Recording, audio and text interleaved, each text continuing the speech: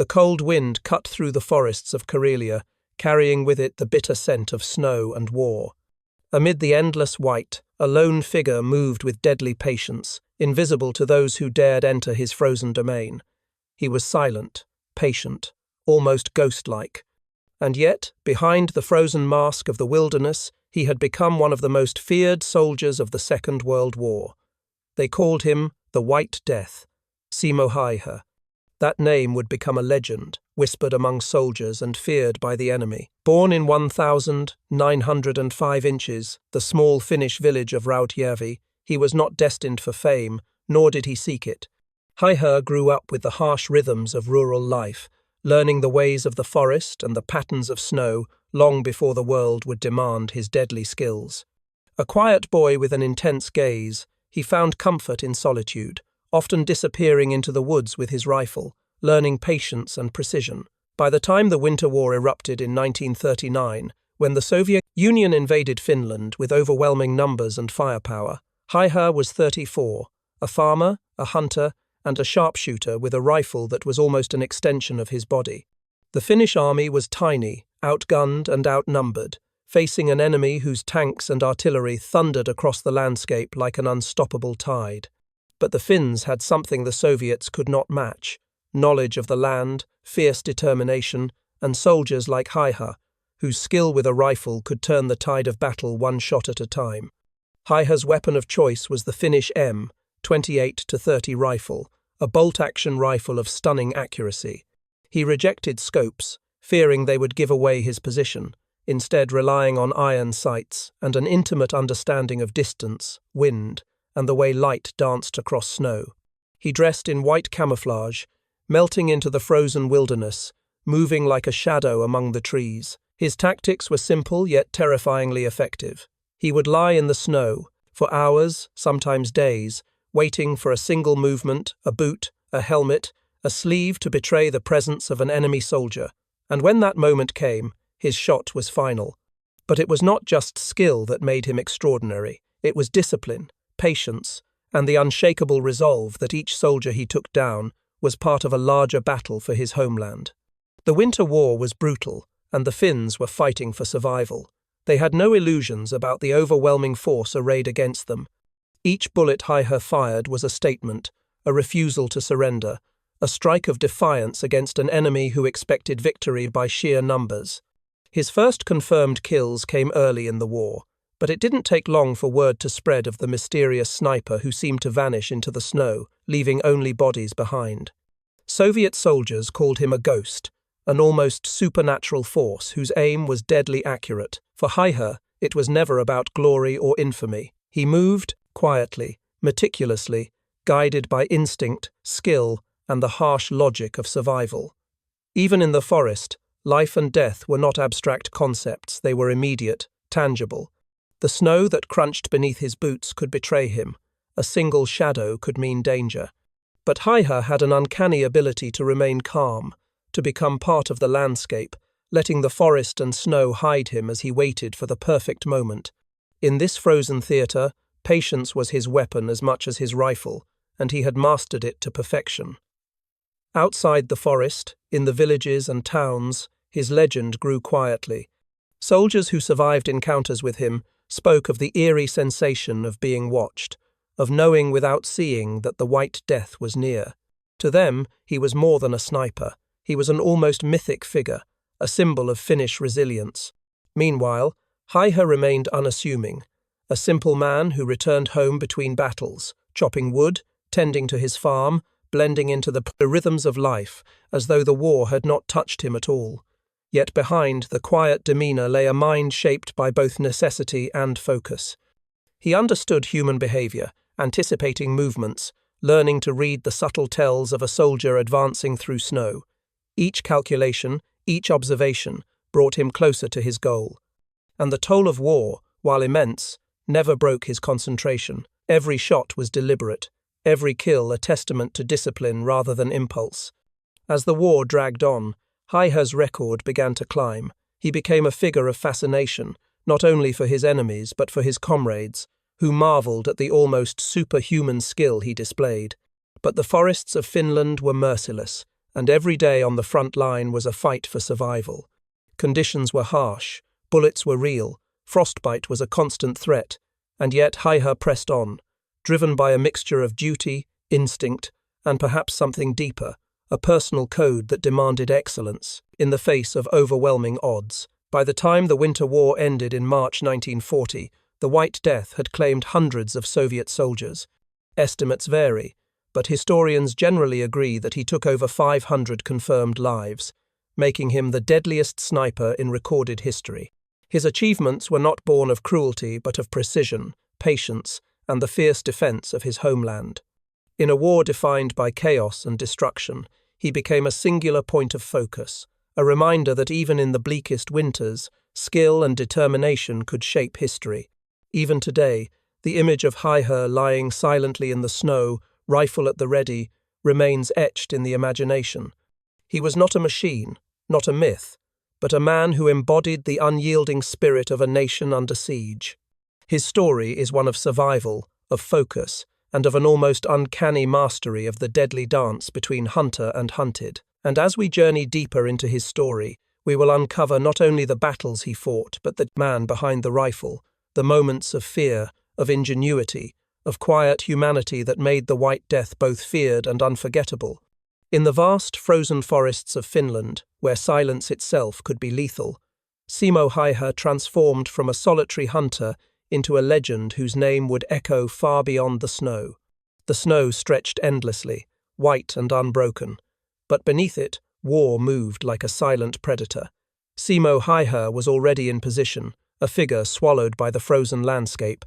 Every morning, he checked his rifle, his breath rising in small clouds, blending into the air.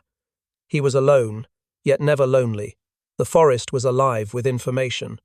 Every snap of a twig, every footprint in the snow, told him a story, and he had learned to read them all. Häyhä's days were long and exacting. He would spend hours, sometimes an entire day, lying flat in the snow, waiting. He often buried himself neck-deep in white, the metal of his rifle almost invisible.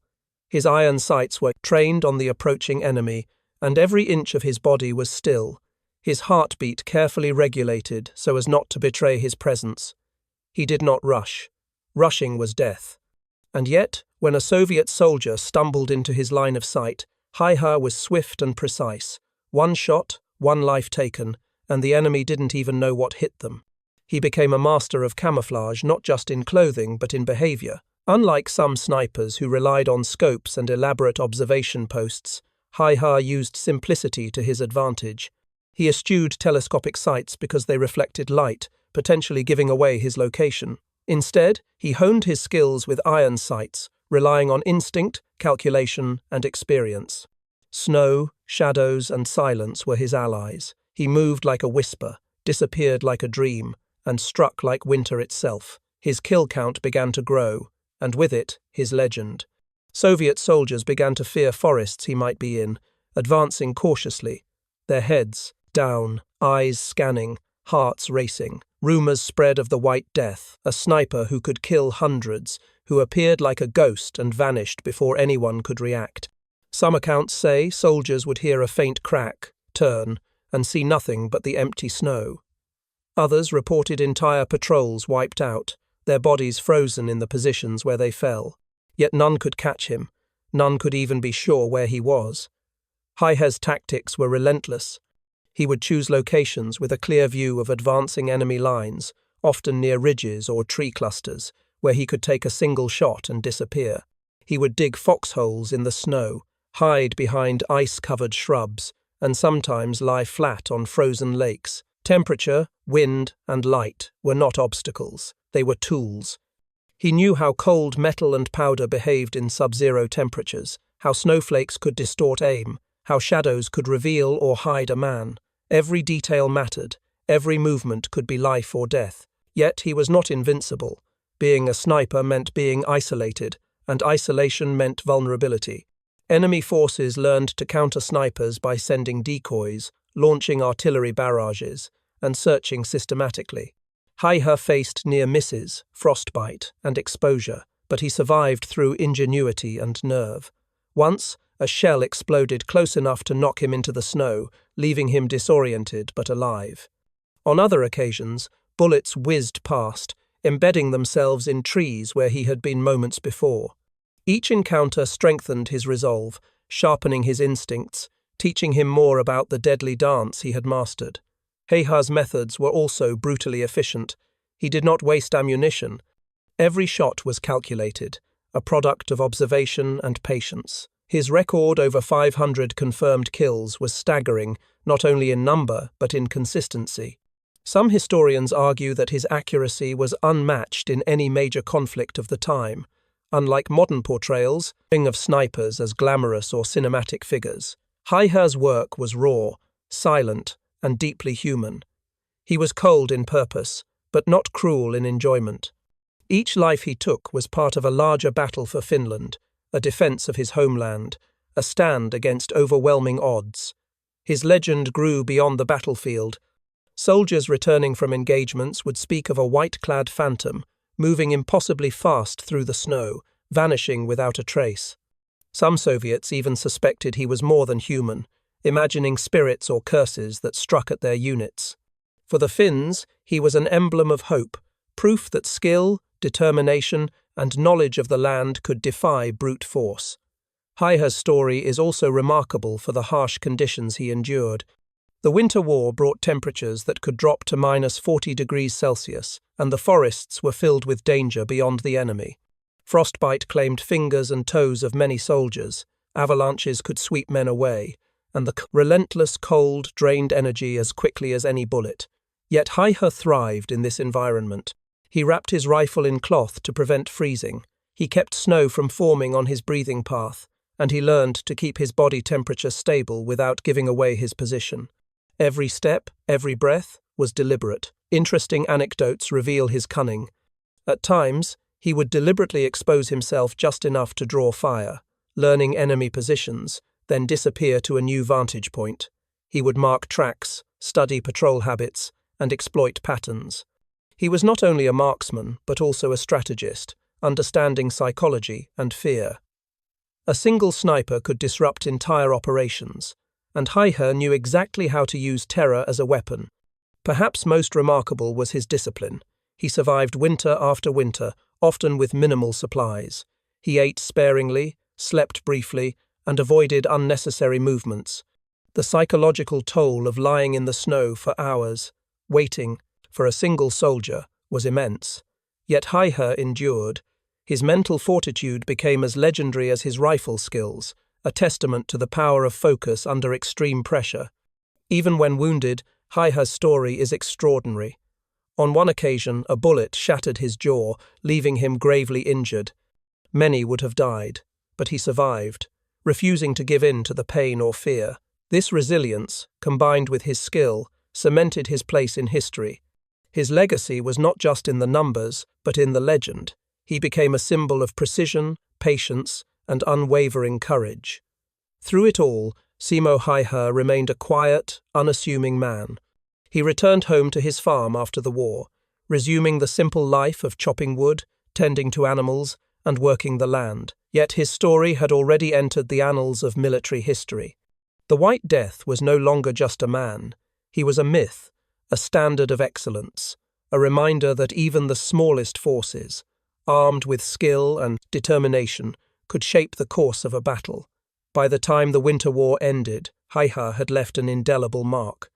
Over 500 confirmed kills, countless injuries avoided, and an enemy forced to adapt and fear the forests of Finland. His approach, patience, discipline, ingenuity, was studied by armies around the world, and remains a blueprint for snipers even today. But beyond the statistics, beyond the legend, there was the man who lay in the snow, cold, alone, yet resolute, a man who became a ghost, a myth, and a hero in equal measure. The Winter War was drawing to a close, but the battles were still merciless.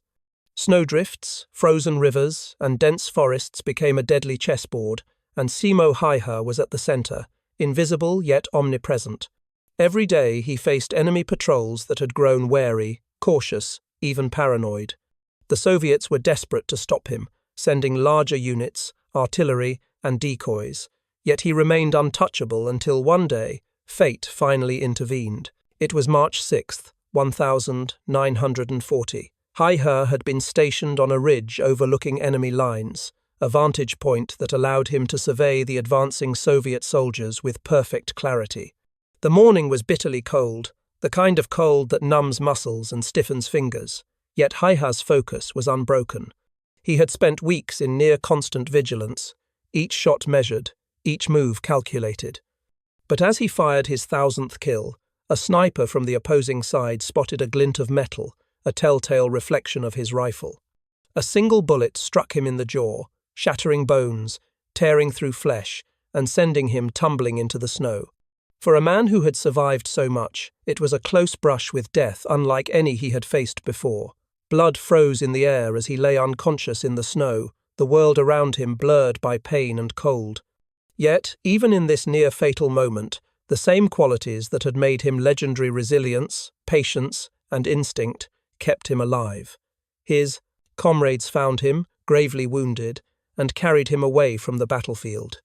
The war would end soon after, but the White Death's time in the forest had reached its dramatic turning point. Recovery was arduous. The injury left his jaw disfigured, his face scarred, and the risk of infection was high in the harsh conditions of wartime Finland. Yet he endured. Surgery and months of convalescence followed, each day a test of his will. The same man who had lain silently in snow, watching life and death unfold around him, now faced a battle of a different kind. A battle to live, to heal, to return to a world that had been almost obliterated by conflict. But Häyhä survived, as he always had, a testament to unyielding courage and human endurance. His story after the war was markedly different from his life on the front lines. He returned to his village, a quiet man who avoided the spotlight, a hero who had no desire for fame. Yet the world could not forget him. Books were written, soldiers told stories, and historians marveled at his incredible record. Over 500 confirmed kills, countless near misses, and a fear that had shaped enemy strategy, all of it belonged to one man who had become more than human in the eyes of those who witnessed his skill. And yet, it is not just the numbers that make Simo Häyhä remarkable. It is the essence of the man, the focus, the discipline, and the humanity beneath the legend. He did not hunt for pleasure. He hunted because survival demanded it. He did not revel in the fear he inspired. He used it as a tool in a battle for his homeland. His story is a rare combination of extraordinary skill and ordinary humanity, of a quiet man placed in circumstances that demanded heroism and who rose to meet them with extraordinary precision. The forests of Finland, once his hunting ground, became a place of reflection and peace. He returned to farming, to the rhythms of life that had shaped him long before the war. He married, raised a family, and lived a life that seemed to belong to a different world than the one in which he had become a legend. Yet, even as the years passed, the White Death remained a symbol not just of deadly skill, but of resilience, focus, and the quiet power of a human spirit tested by impossible circumstances. Stories of Häyhä are often told with awe, but they also carry lessons. He reminds us that greatness is not always about glory or recognition, but about mastery, patience, and the courage to face what most cannot. In the chaos of war, he found clarity. In the silence of the forest, he found his strength. His life after the war proves that even those who walk through fire can return to quietude, carrying lessons and legacies that endure far longer than bullets or battles. Häyhä passed away in 2002, aged 96, having survived a century of change, conflict, and history.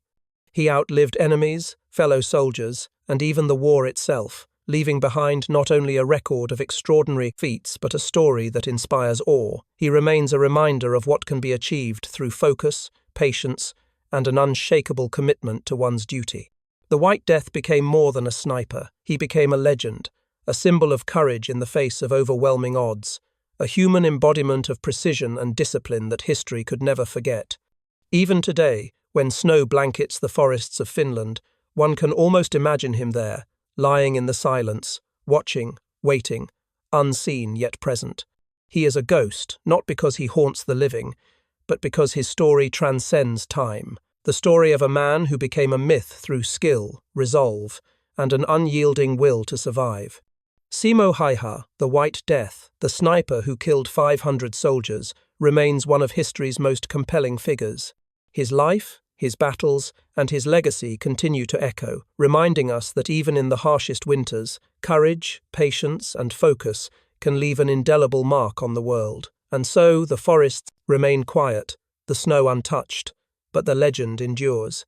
A single man, a rifle, and the determination to defend his homeland left a mark that will never fade, a reminder that in the stillness of the snow, heroes are forged and legends are born.